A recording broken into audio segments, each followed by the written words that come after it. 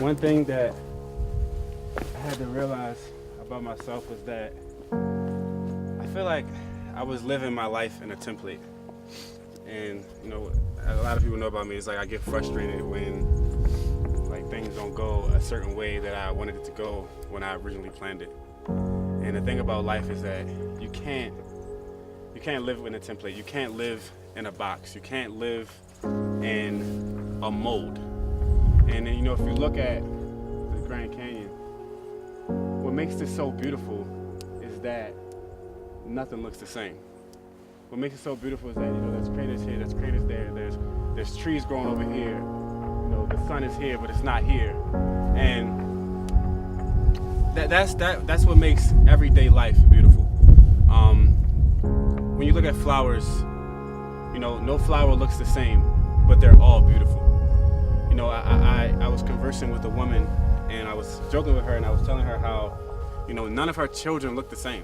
None of them. But they're all hers. They're all actual full sisters. They're whole sisters. But they don't look the same.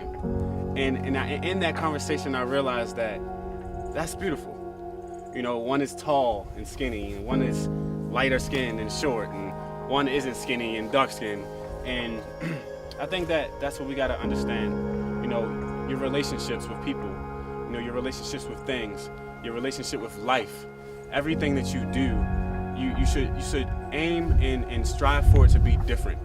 Don't say, you know, it has to be this way, because then when it doesn't go that way, you're not allowing life to fully embrace you. You're not allowing what God, source, you know, whatever you want to call the higher being, you're not allowing it to really penetrate and bring you blessings out of nowhere.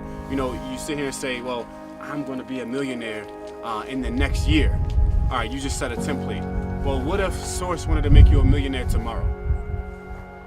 Then you're waiting an entire year when your blessings could be here now. So I think that's a lesson that we really got to learn. That's a lesson that I had to learn, is that I don't want to be the same. You know, ever since I took this trip, every day has been different. You know, me and my brother, we've been eating different foods. We're staying at different places. One night we sleep in a car. One night we sleep in a motel. You know, even the gym we go to, it's the same gym, but sometimes we use different locations. And that's a thrill to us. That's exciting to us. And you don't really feel that. You don't really appreciate it until you do it. You don't appreciate it until you're in it. Stop making templates. You're blocking. And you know, another thing is, like, when I started my spiritual journey, a lot of people don't know, it's like I truly wanted to model myself after Jesus. Like I was like studying him, like, okay, how did he do this? You know, when he took the fast, when he went to the mountains for 40 days and 40 nights, you know, what did he do? And one thing I learned was that when Jesus went into the fast for 40 days and 40 nights, he didn't even fast. And you know, that's my truth, and maybe some won't agree, and that's fine.